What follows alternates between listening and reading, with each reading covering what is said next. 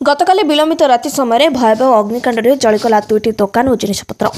सूचना अनुसार भद्रक ब्लॉक अधीनस्थ चंडीगाँ पंचायत साहू साही छक निकट में गणेश चंद्र विश्वाल गणेश बेटेल भेराइट स्टोर रे थिबा एक फ्रिज सह दुकान रे थिबा समस्त सामग्री जार आनुमानिक मूल्य 7 लाख टंकार अधिक टंकार समस्त सामग्री जली पड़ जाइता बेले महेश्वर बेहरा दीपांजलि गारमेंट रे थिबा समस्त लुगापटा सह एक सिलाई मेसीन जार आनुमानिक मूल्य 4 लाख टंकार अधिक टंकार जिनिसपत्र जली पड़ पाउंस हो जाइतार खबर मिली। सूचना अनुसार गतकाली विलंबित राति भद्रक ब्लॉक अंतर्गत चंडीगाँ पंचायत साहुसाही छक निकट भयावह अग्निकांड में 2टी दुकान कौन कारण निआ लगी जलुवा बेले स्थानीय लोके यह देखि तुरंत उक्त दुकानी भाई को जनइबा सहित अग्निशम बाहिनी को जणाइथिले।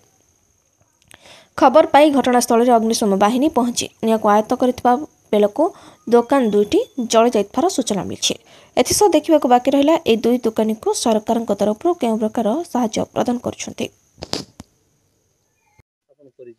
गणेश चंद्र विश्वाल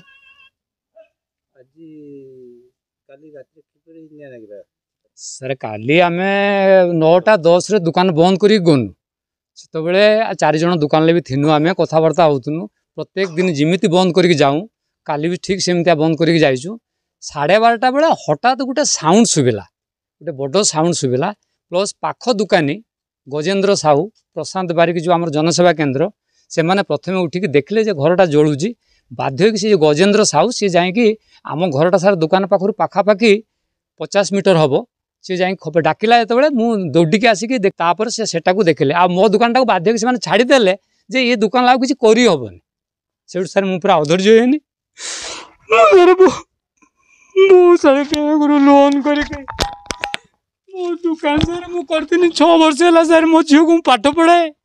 ये दुकान ही सर मोर भरोसा आ मोर सर मो पाखे किसी भी बाट ना तेणुक जहाँ हम आपको बुझे आप मीडिया मध्यम मुझे मो दुख केवल जनइली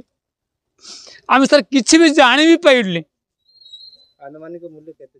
अब सर मु 7 वर्षर दुकान मु प्रथम जो IDFC बैंक रु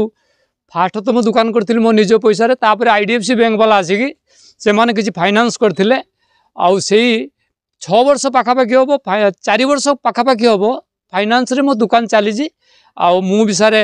तांको माने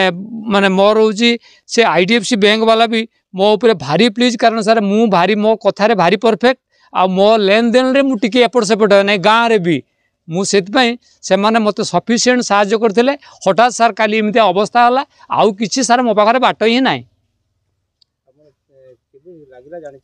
किमिति जानिमी सर मु तो 12 साढ़े 12 बेले खाई पी के आम जस्ट शुईचु तापर निया लागला मते डाकिले एतले मु उठिके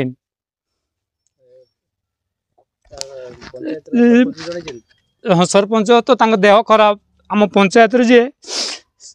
सभापति जी सी आसुँच प्लस आमर जी सब स्थानीय नेता से भी सब प्रेजेन्स थे RI सार आसते से भी वेरिफिकेशन करके RI जाइछन्ति